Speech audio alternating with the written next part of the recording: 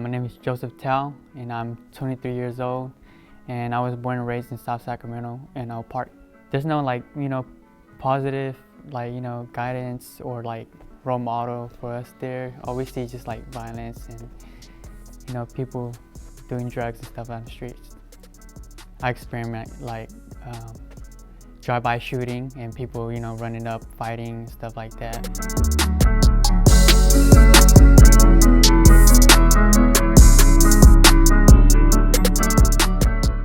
So how I got involved in gangs is when basically is when we went to go meet our old friends, right? And then we just ride bikes, and how kids usually do, just ride bikes, and then we get bullies and stuff like that, and we say, hey, let's create a little gang so we could help each other out. And it was just like a little gang, like a wannabe gang, until we meet the real true gang, right? And then so we get introduced into the real gang. So that's just how we got in, because they say, why want to be in a in a little fake gang? Well, you can just join us and then you can actually get real help. So that's how it goes.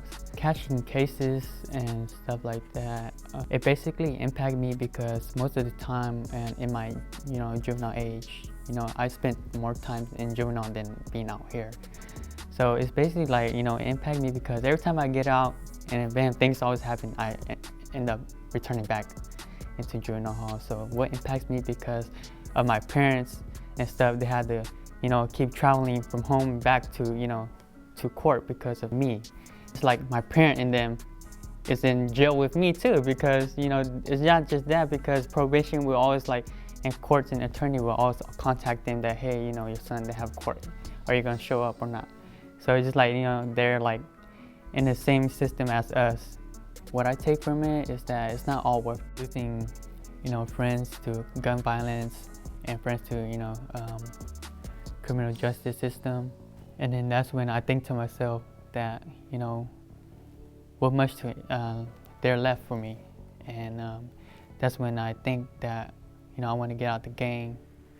And that's when everybody start holding me back, say stay back with us, and what's wrong, and stuff like that. But then I just tell them straight up, and gang's no place for me to stay, where I could just choose my lifestyle after I get out and be on my own. Growing up, it's so hard to convince law enforcement that I'm doing good, until they see the job that I did for themselves, for them to see.